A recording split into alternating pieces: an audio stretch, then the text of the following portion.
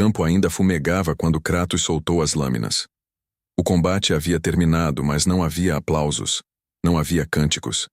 Apenas corpos espalhados na lama misturada com sangue, escudos partidos, lanças cravadas na terra como lápides improvisadas. O vento frio carregava o cheiro de ferro e madeira queimada. Kratos venceu, como sempre vencia, mas desta vez, não havia inimigo digno o bastante para justificar o esforço. Apenas homens famintos, recrutados por promessas vazias de glória e recompensas que jamais chegariam. Ele os esmagou sem dificuldade. E isso o perturbava mais do que uma batalha difícil. Ele caminhou entre os mortos com passos pesados, o corpo marcado por cortes recentes, o peito subindo e descendo lentamente. O sangue escorria por sua pele pálida e se misturava às tatuagens vermelhas que cruzavam seu torso. Nenhum ferimento era fatal. Ainda não. Ao longe, uma pequena vila observava. Portas entreabertas, olhos escondidos.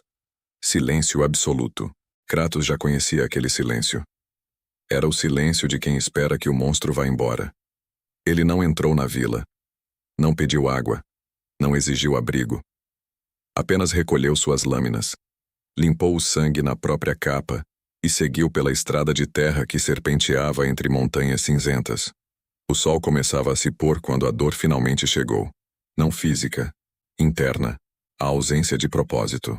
Durante anos ele acreditou que vencer era suficiente. Vencer significava viver. Viver significava continuar. Mas agora havia algo diferente. Cada batalha parecia menor que a anterior. Cada vitória deixava um vazio maior. Ele não estava apenas lutando, estava sobrevivendo. E sobreviver não tinha glória.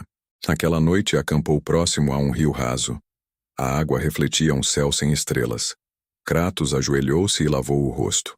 O reflexo devolveu um homem cansado, mais jovem do que o mito que começava a se formar ao seu redor, mas já envelhecido pela culpa. Ele fechou os olhos e ouviu. Não um trovão, não uma voz clara. Apenas a sensação de estar sendo medido.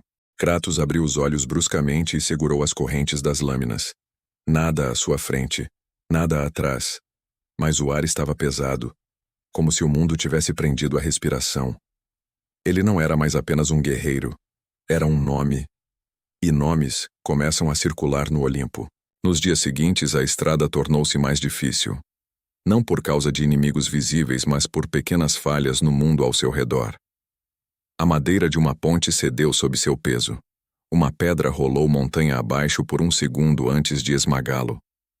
Um mercenário que jamais teria coragem de enfrentá-lo o atacou pelas costas, como se tivesse sido empurrado por algo invisível. Kratos matou o homem com um único golpe. Mas algo estava errado.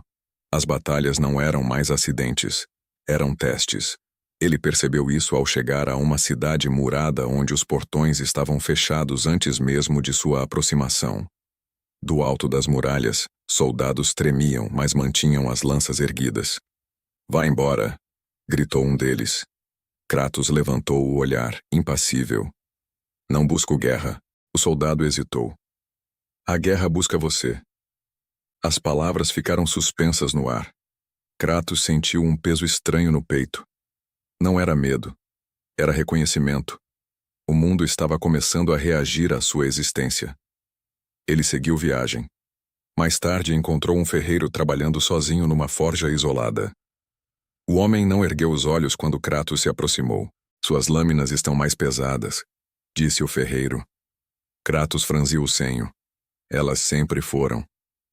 "Não. Agora carregam expectativa." O ferreiro finalmente levantou o olhar. Seus olhos não eram comuns. Havia algo antigo neles.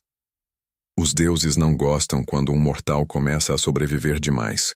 Kratos segurou o punho de uma das lâminas. "Que venham." O ferreiro sorriu levemente. "Eles não vêm primeiro com trovões. Vêm com desgaste." Naquela noite a febre chegou. Os cortes que normalmente fechariam em horas continuavam abertos. A respiração tornava-se pesada. Não era uma doença comum. Era uma pressão invisível, como se algo puxasse lentamente sua força para longe. Kratos caiu de joelhos na areia, mas não gritou. Ele se levantou. Porque sobreviver era isso. Levantar mesmo quando o corpo não responde. Nos dias seguintes, as memórias tornaram-se mais vívidas. O rosto de sua família. O fogo. O erro que o perseguiria até o fim dos tempos. Ele não fugia dessas imagens. Ele as encarava. Mas agora elas vinham acompanhadas de algo novo. Observação.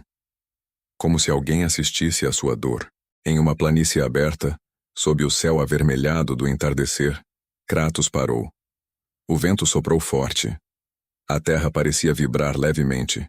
Ele falou alto, sem direcionar a ninguém específico. Se querem guerra, apareçam. O silêncio respondeu. Mas o vento mudou. Ao longe, uma silhueta surgiu sobre uma colina. Não era um exército. Não era um monstro. Era apenas uma figura parada, alta, imóvel. Observando, Kratos sentiu o coração acelerar. Ele não correu. Não atacou. Apenas encarou de volta. A figura desapareceu como névoa. Aquilo não era um confronto. Era um aviso. Quando a noite caiu, Kratos compreendeu algo que jamais admitiria em voz alta. Vencer batalhas era fácil. Sobreviver às consequências era diferente. Os deuses não precisavam esmagá-lo imediatamente. Bastava deixá-lo continuar. Bastava deixá-lo lutar até que cada vitória cobrasse um pedaço dele. E naquele momento, sob o céu escuro, ele entendeu que o verdadeiro castigo não era morrer. Era continuar vivo. Kratos ergueu as lâminas diante de si. O aço refletia a luz fraca da lua. Ele não era invencível. Era persistente. E persistência desafia o Olimpo. Ele caminhou novamente.